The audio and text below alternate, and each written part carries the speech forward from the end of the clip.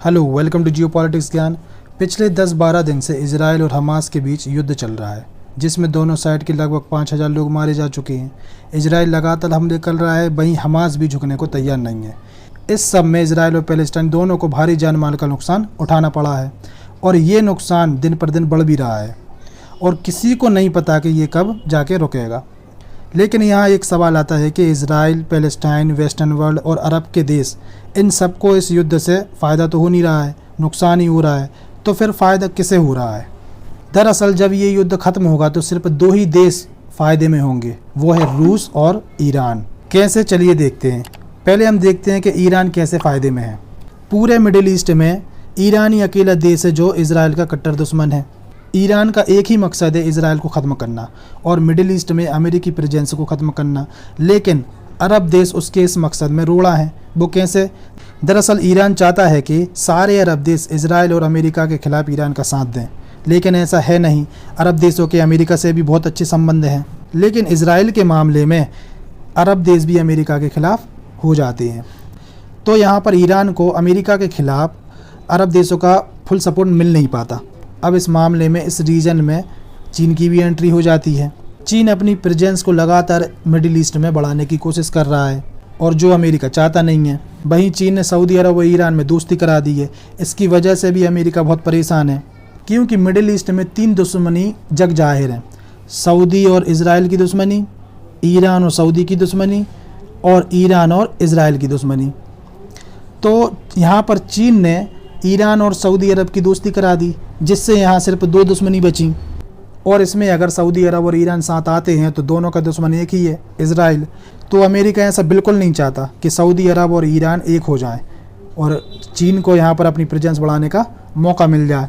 तो इसीलिए अब चाइना को काउंटर करने के लिए अमेरिका ने अरब देशों पर इजराइल को मान्यता देने का दबाव बनाया, जिसमें यूएई, बहरीन जैसे देशों ने इजराइल को मान्यता दी भी, लेकिन उससे ऐसा कोई ख़ास फ़र्क पड़ा नहीं, जिससे अब अमेरिका सऊदी अरब पर इजराइल को मान्यता देने का दबाव बनाने लगा। इसमें सऊदी पर दबाव बनाने का मकसद ये था कि सऊदी अरब जो है वे मुस्लिम देशों का लीडर माना जाता है, क्योंकि वहाँ पर इस्लाम की 2 होली साइट्स मक्का और मदीना स्थित हैं। तो अमेरिका का मानना है कि अगर सऊदी अरब इजराइल को मान्यता देता है तो जो दूसरे मुस्लिम देश हैं वो भी धीरे धीरे इजराइल को मान्यता दे देंगे और जो इजराइल और अरब कन्फ्लिक्ट है पूरा, वो ख़त्म हो जाएगा और इजराइल और अरब देश और अमेरिका साथ आ जाएंगे, जिससे उनका एक कॉमन दुश्मन हो जाएगा, ईरान। तो अमेरिका ये चाहता है यहाँ पर, लेकिन ईरान ये नहीं चाहता, क्योंकि अगर ये समझौते होते हैं तो ईरान यहाँ पर अकेला पड़ जाएगा। और ईरान को पता है कि ये जो अरब कंट्रीज़ हैं उनका झुकाव अमेरिका की तरफ रहता है, इसीलिए वो यमन में हूती विद्रोही, लेबनान में हिजबुल्लाह और इजराइल में मतलब फ़िलिस्तीन में हमास को सपोर्ट करता है, क्योंकि उसे भी इन अरब देशों पर भरोसा नहीं है कि ये कब अमेरिका के साथ चले जाएं। वैसे भी ये अमेरिका के साथ ही रहते हैं, लेकिन इजराइल के मामले में ये थोड़ा ईरान के साथ आ जाते हैं, मतलब ईरान की बातों का समर्थन करने लगते हैं, लेकिन सिर्फ इजराइल के मामले में। और दुनिया का कोई भी इशू है तो वो अमेरिका के साथ देते हैं। अब जैसे ही ये खबर आई कि सऊदी अरब भी इजराइल को मान्यता दे सकता है, तो ईरान नहीं चाहता कि ये इनको मान्यता दें। तो अब हमास ने इजराइल पर अटैक किया, बदले में इजराइल ने गाज़ा पर बमबारी कर दी, बेगुनाह लोगों को मार दिया, जिससे जो आजू बाजू के अरब देश हैं उनमें फ़िलिस्तीन के लोगों के लिए एक समर्थन पैदा हो गया, जिससे जो सऊदी अरब इजराइल को मान्यता देने वाला था वो अब मान्यता देने से पीछे हटेगा, क्योंकि अगर इतना कुछ होने के बाद भी सऊदी इजराइल को मान्यता देता है तो पूरी दुनिया के मुसलमान सऊदी अरब और उसकी लीडरशिप के खिलाफ हो सकते हैं। तो इजराइल को मान्यता देने का जो प्लान था वो तो ठंडे बस्ते में चला गया इस कन्फ्लिक्ट के बाद, जिसका सीधा फ़ायदा ईरान को हुआ है, क्योंकि ईरान के मिडिल ईस्ट में 2 ही दुश्मन हैं, सऊदी और इजराइल, और अगर ये दोनों ही साथ आ गए तो ईरान कमज़ोर पड़ जाएगा। इसीलिए वो चाहता है कि सऊदी अरब और इजराइल में दुश्मनी बनी रहे। और ईरान ने सऊदी से वैसे भी दोस्ती की है चीन के मीडिएशन से, लेकिन ईरान उस दोस्ती का फ़ायदा इजराइल के खिलाफ नहीं कर पाया है अभी तक, क्योंकि सऊदी अरब ने भले ही ईरान से दोस्ती कर ली हो, लेकिन सऊदी को ईरान पर भरोसा बिल्कुल भी नहीं है, अरबों को ईरानियों पर।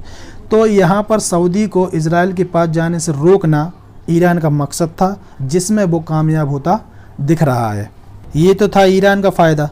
अब देखते हैं कि रसिया कैसे इस कन्फ्लिक्ट से फ़ायदा उठाएगा। रूस को लग रहा है कि पश्चिमी देश हथियारों से जो मदद यूक्रेन की कर रहे हैं अब वो इजराइल की करेंगे। इससे अमेरिका और पश्चिमी देशों का ध्यान यूक्रेन से हटकर इजराइल हो जाएगा, जिससे रूस को फ़ायदा होगा।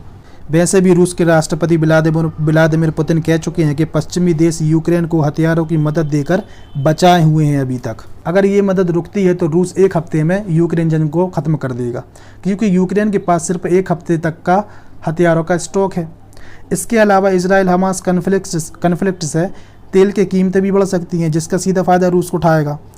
तो अब देखना होगा कि ये युद्ध कितना लंबा चलता है और रूस इससे कितना फ़ायदा उठाता है, क्योंकि अगर ये लंबा खिंचता है तो इजराइल और यूक्रेन के बीच अमेरिका को कोई एक को चुनना होगा और अमेरिका इजराइल को चुनेगा। इसका फ़ायदा रूस को सीधा सीधा होगा। अब देखना होगा कि आगे क्या होता है। इस वीडियो में इतना ही। उम्मीद है वीडियो आपको अच्छी लगी होगी। वीडियो को लाइक शेयर कमेंट करें और चैनल को सब्सक्राइब करें। मिलते हैं अगली वीडियो में। Thank you.